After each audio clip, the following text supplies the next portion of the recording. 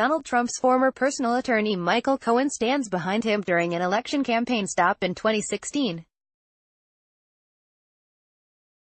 Photo, Reuters. Donald Trump has denied explosive claims by his former lawyer that he knew about a meeting between his son and a Russian promising to share damaging information about his rival candidate Hillary Clinton before the 2016 U.S. election. In a tweet yesterday, the U.S. president accused Michael Cohen, his one-time fixer who is now under federal investigation, of deciding to make up stories to get himself out of trouble. A UN honor guard carries boxes containing remains believed to be from U.S. servicemen killed in the Korean War after arriving in South Korea from North Korea. AP photo. Rudy Giuliani, Mr. Trump's lawyer, used a broadcast interview to paint Mr. Cohen as a pathological liar who does not have any credibility. The rebuttals came after a CNN report, widely followed by U.S. media outlets, that Mr. Cohen is prepared to claim that the president knew about a now infamous meeting in Trump Tower before the presidential election.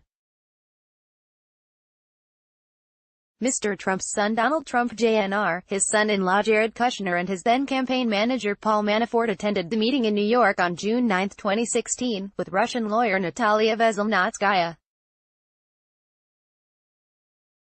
Earlier Mr. Trump Jr. had been approached by Rob Goldstone, a British music promoter, who claimed to have official documents and information that would incriminate Hillary and her dealings with Russia and would be very useful to your father. Emails leaked by Mr. Trump Jr. show he responded, "If it's what you say, I love it," when first offered the dirt on Mrs. Clinton before the meeting was arranged. The Trump Tower chat has come under scrutiny by investigators looking into alleged ties between Mr. Trump's campaign and the Kremlin. Mr. Trump has always denied knowing about the meeting before it took place. However, Mr. Cohen, his personal attorney at the time, will reportedly claim that he was present when Mr. Trump was informed about the event.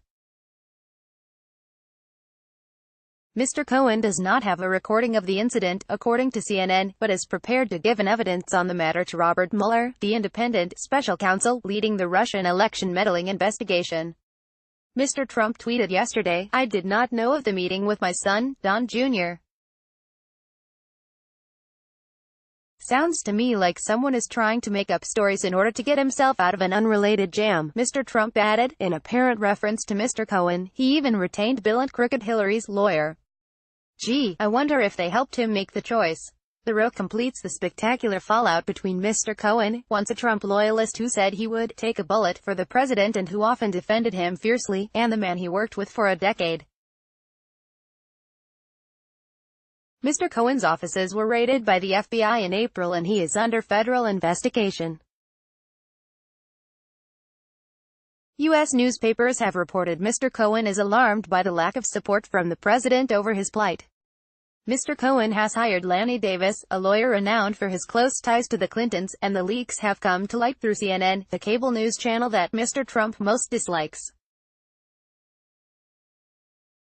Earlier this week, a recording of Mr. Trump appearing to discuss with Mr. Cohen how to buy the rights to the story of Karen McDougal, the Playboy model who alleges an affair with the president before he took office, was made public. Mr. Trump has denied the affair. Meanwhile, Mr. Trump offered his thanks to North Korean leader Kim Jong-un after an American military plane touched down in South Korea yesterday, carrying what is believed to be the remains of 55 U.S. military personnel killed during the Korean War. U.S. officials have declined to confirm the exact number of bodies being handed over, although Yonhap news agency has reported that around 55 sets of remains have been returned in wooden boxes. Mr. Trump said they would soon be on their way home. "After so many years, this will be a great moment for so many families," he posted on Twitter.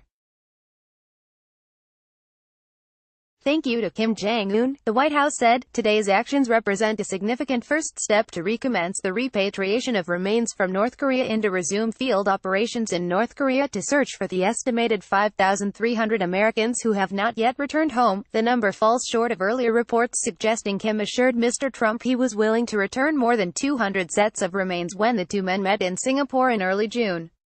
The U.S. Air Force transport aircraft was flanked by 2 fighter jets as it completed its flight back to the Osan base, where the remains were handed over to representatives of the Defense PAL-MIA accounting agency. Officials are to conduct an initial examination of the remains before a formal repatriation ceremony is held on Wednesday. Copyright Daily Telegraph, London, Irish Independent.